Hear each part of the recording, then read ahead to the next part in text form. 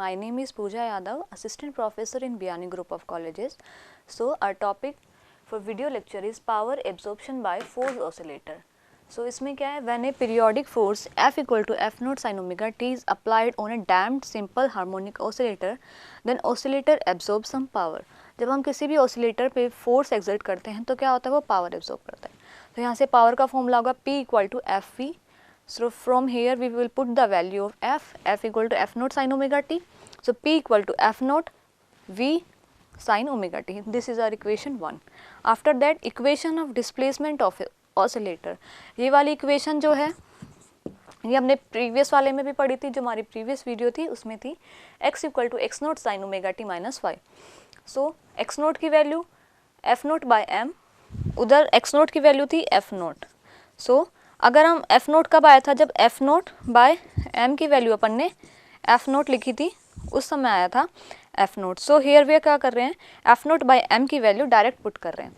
So f naught by m as it is value, phi की value हम पहले निकाल चुके हैं, x नोट और फाई की वैल्यू क्या करनी है, यहाँ पे पुट करनी है, रखनी है.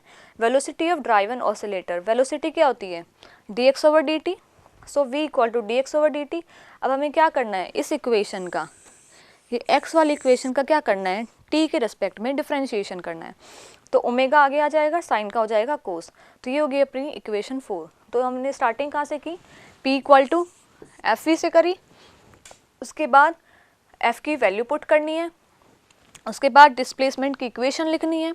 आफ्टर दैट x नॉट और f की वैल्यू जो हमने पहले निकाल चुके हैं, x नॉट और फाई की वैल्यू वो यहाँ पे लानी है. उसके बाद वेलोसिटी लिखनी है, वेलोसिटी क्या होती है dx ओवर dt. तो इस इक्वेशन का t के रेस्पेक्ट में डिफरेंशिएशन करना है dx ओवर dt. तो हमारी आ जाएगी इक्वेशन 4. उसके बाद क्या करना है, सब्सटीट्यूटिंग इक्वेशन 4 इन इक्वेशन 1. अब ये जो v की वैल्यू आई है omega x naught cos omega t minus phi, ये क्या करना है, इस इक्वेशन में पुट करना है, इक्वेशन 1 में इक्वेशन 4 की वैल्यू. तो v की जगह क्या पुट करेंगे, omega x naught cos omega t minus phi. तो क्या किया, यहाँ पे वैल्यू पुट कर दी. उसके बाद ये किसका फॉर्मूला बन गया, कोस a माइनस बी का.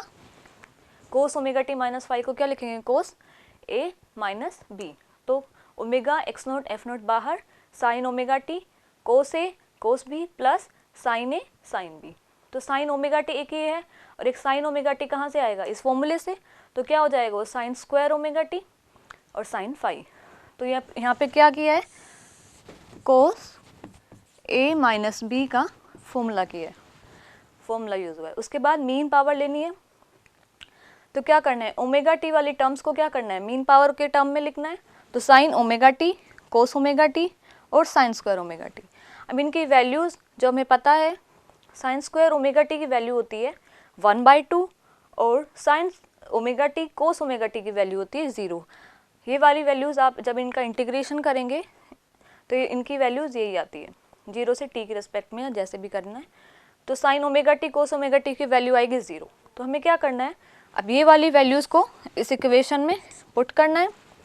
तो साइन स्क्वायर ओमेगा टी की वैल्यू पुट करेंगे यहाँ पे, तो क्या आएगा 1/2 और ये होल टर्म क्या हो जाएगी 0. तो हमारे पास p की वैल्यू क्या आएगी, मीन पावर एब्जॉर्प्शन की वैल्यू p की वैल्यू क्या आएगी 1/2 omega x naught F naught sine phi. So we get the equation of mean power is p equal to 1/2 omega x naught F naught sine phi.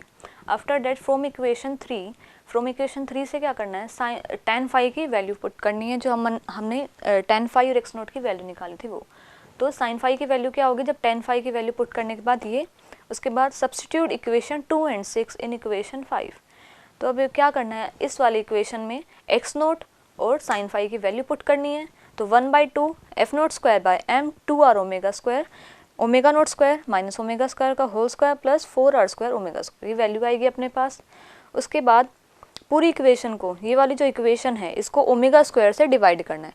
Omega square से divide करने के बाद हमारे पास equation आएगी p equal to F naught square by M r, 2 से 2 cancel, omega square से divide किया तो ओमेगा स्क्वायर कैंसिल. तो यहाँ ऊपर क्या बचेगा, single r, omega naught square upon omega minus omega square के अंदर ओनली ओमेगा जाएगा प्लस 4r स्क्वायर.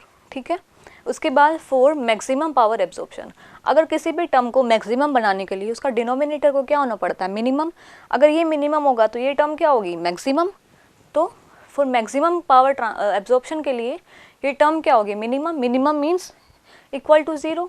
तो इसका d/d करेंगे तो क्या आएगा, ये वाली इक्वेशन। इस वाली इक्वेशन से क्या होगा, omega equal to omega naught. So हमारा स्टेप क्या था, सबसे पहले क्या करनी है, साइन फाई की वैल्यू निकालनी है। साइन फाई की वैल्यू कहाँ से निकलेगी, टेन फाई से। उसके बाद साइन फाई और एक्स नोट की वैल्यू पुट करनी है। उसके बाद पूरी इक्वेशन को ओमेगा स्क्वायर से डिवाइड करना है। उसके बाद डिनोमिनेटर टर्म को मिनिमम करना है। उसके बाद इसका d/d करना है। उससे क्या वैल्यू आ जाएगी अपने पास, omega equal to omega naught. अब ये वाली वैल्यू कहाँ पुट करनी है, इसमें पुट करोगे omega equal to omega naught, तो ये वाली टर्म तो 0 बचेगा, क्या ओनली 4r²। एक आर से एक आर कैंसिल, तो f0² इंटू 1/4r बचेगा। 4r बचेगा तो p मैक्सिमम 1/2r, तो एक 2 बच गया वो इधर, तो f0²/2m इंटू टो की वैल्यू क्या होती है, 1/2r। Now we will find the frequency at half power point.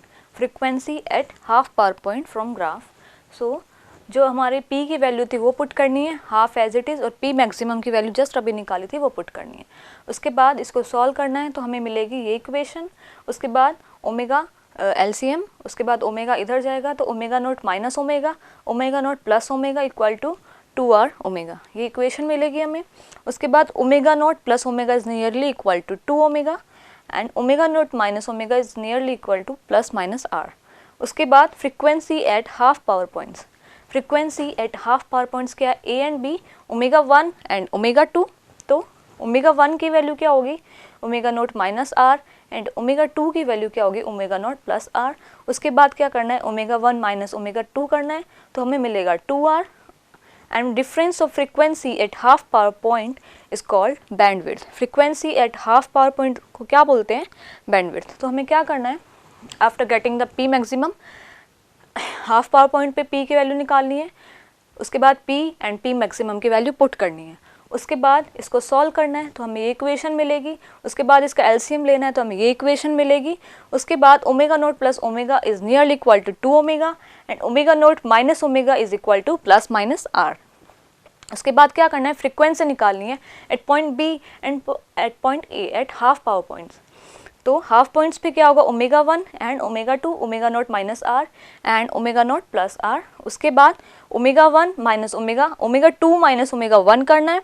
उसके बाद मिलेगा 2r, and after the difference of frequency at half point is called bandwidth. So thanks for watching this video. Please like and share our channel Guru KPO. Thank you so much.